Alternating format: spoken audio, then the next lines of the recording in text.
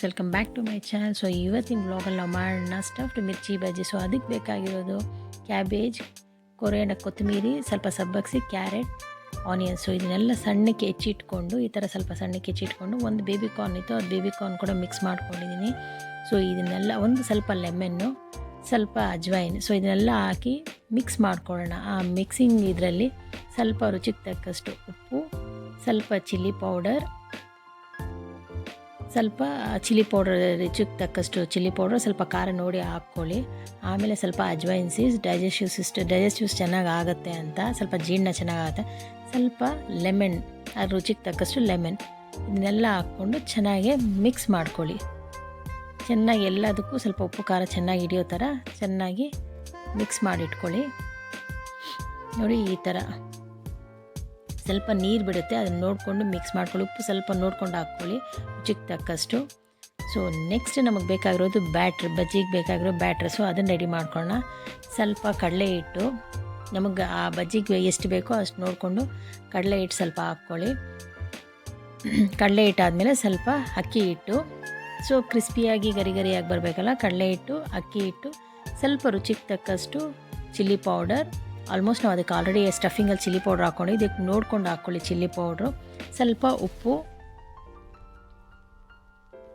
ಇದೆಲ್ಲ ಹಾಕ್ಕೊಂಡು ಮಿಕ್ಸ್ ಮಾಡ್ಕೊಂಡು ಸ್ವಲ್ಪ ರುಚಿಗೆ ತಕ್ಕಷ್ಟು ಸೋಡಾ ಕೂಡ ಹಾಕ್ಕೊಬೋದು. ನಾನು ಆದರೆ ಅಷ್ಟೊಂದು ಸೋಡಾ ಯೂಸ್ ಮಾಡಿಲ್ಲ, ಇದರಲ್ಲಿ ಒಂದು ಚಿಟಿಕೆಯಷ್ಟು ಹಾಕ್ಕೊಂಡಿದ್ದೀನಿ ಅಷ್ಟೇ. ಸೊ ಇದನ್ನೆಲ್ಲ ಹಾಕಿ ಎಲ್ಲ ಚೆನ್ನಾಗಿ ಮಿಕ್ಸ್ ಮಾಡ್ಕೊಳ್ಳಿ. ಸೊ ನಮಗೆ ಹಾಗೆ ಯೂಶ್ವಲಾಗಿ ನಾವು ಮನೇಲಿ ಎಲ್ಲ ಬಜ್ಜಿ ಮಾಡ್ತಾ ಇರ್ತೀವಿ. ಸೊ ಆ ಬಜ್ಜಿಗೆ ಬೇಕಾಗಿರೋ ಅಷ್ಟು ಕನ್ಸಿಸ್ಟೆನ್ಸಿ ನೋಡಿ, ಈ ಥರ ಕನ್ಸಿಸ್ಟೆನ್ಸಿಯಲ್ಲಿ ಚೆನ್ನಾಗಿ ಉಂಟೆಗಳು ಬರೆದಿರೋ ಥರ ನೋಡಿ. ಆ ಥರ ಜಾಸ್ತಿ ಗಟ್ಟಿಯಾಗೂ ಇಲ್ಲ, ಜಾಸ್ತಿ ಅಷ್ಟು ನೀರಾಗೂ ಇಲ್ಲ, ಈ ಥರ ಮಾಡಿಟ್ಕೊಳ್ಳೋಣ. ಸೊ ಇದು ಆದಮೇಲೆ ನೆಕ್ಸ್ಟು ನಮಗೆ ಬೇಕಾಗಿರೋದು ಎಲ್ಲ ರೆಡಿಯಾಗಿದೆ. ಮೇನ್ ಇಂಗ್ರೀಡಿಯೆಂಟ್ ಬ್ಯಾಟರ್ ರೆಡಿಯಾಗಿದೆ. ಸೊ ಅದು ಒಳಗಡೆ ಸ್ಟಫಿಂಗ್ ರೆಡಿಯಾಗಿದೆ. ಮೇನ್ ಬಂದು ಮೆಣಸಿನ್ಕಾಯಿ. ಸೊ ಈ ಥರ ಮೆಣಸಿನ್ಕಾಯಿ, ಫ್ರೆಶ್ ಆಗಿರೋ ಮೆಣಸಿನ್ಕಾಯಿ ತೊಗೊಂಡಿದ್ದೀನಿ. ಈ ಮೆಣಸಿನ್ಕಾಯಿನ ಇವಾಗ ಉದ್ದುದ್ದಕ್ಕೆ ಈ ಥರ ಕಟ್ ಮಾಡ್ಕೊಳ್ಳೋಣ. ಎಲ್ಲ ಮೆಣಸಿನ್ಕಾಯಿ ಥರ ಕಟ್ ಒಳಗಡೆ ಏನು ಸೀಡ್ಸ್ ಅಂತ ಬೀಜ ಏನು ತೆಗಿಯೋ ಅವಶ್ಯಕತೆ ಇಲ್ಲ, ಬೇಕು ಅಂತ ತೊಗೊಬೋದು. ನಾನು ಅದನ್ನು ತೆಗಿಲಿಲ್ಲ. ಸೊ ಆಲ್ಮೋಸ್ಟ್ ಎಲ್ಲ ಮೆಣಸಿನ್ಕಾಯಿ ಈ ಥರ ಕಟ್ ಮಾಡ್ಕೊಂಡು, ಆ ಮೆಣಸಿನ್ಕಾಯಿ ಒಳಗಡೆ ಈ ಥರ ನಾವು ರೆಡಿ ಮಾಡ್ಕೊಂಡಿದ್ದೀವಲ್ಲ ಸ್ಟಫಿಂಗು, ಕ್ಯಾಬೇಜು, ಕೊತ್ತಂಬರಿ, ಇದು ಸಬ್ಬಕ್ಸಿ ಸೊಪ್ಪು, ಕ್ಯಾರೆಟು, ಒಂದು ಬೇಬಿ ಕಾರ್ನು ಎಲ್ಲ ಹಾಕ್ಕೊಂಡು ಮಿಕ್ಸ್ ಮಾಡಿಕೊಂಡು ಸ್ಟಫಿಂಗ್ ಇದನ್ನು ಮಿಶ್ರಣನ ಅದನ್ನೆಲ್ಲ ಮಿಕ್ಸ್ ಮಾಡಿಟ್ಕೊಂಡು ನೋಡಿ. ಎಲ್ಲ ಮೆಣಸಿನ್ಕಾಯಿಗಳು ನೀಟಾಗಿ ಸ್ಟಫಿಂಗ್ ಆಗುತ್ತೆ. ಇವಾಗ ಅದನ್ನು ಕಲಸಿಟ್ಕೊಂಡಿರೋ ಬ್ಯಾಟ್ರಲ್ಲಿ ಅದನ್ನು ಇವಾಗ ಎಣ್ಣೆಯಲ್ಲಿ ಬಿಡೋಣ. ಎಣ್ಣೆ ಸ್ವಲ್ಪ ಬಿಸಿಯಾಗಿರಬೇಕು, ಜಾಸ್ತಿ ತಣ್ಣಕ್ಕಿರಬಾರ್ದು, ಜಾಸ್ತಿ ಬಿಸಿಯಾಗಿರಬಾರ್ದು.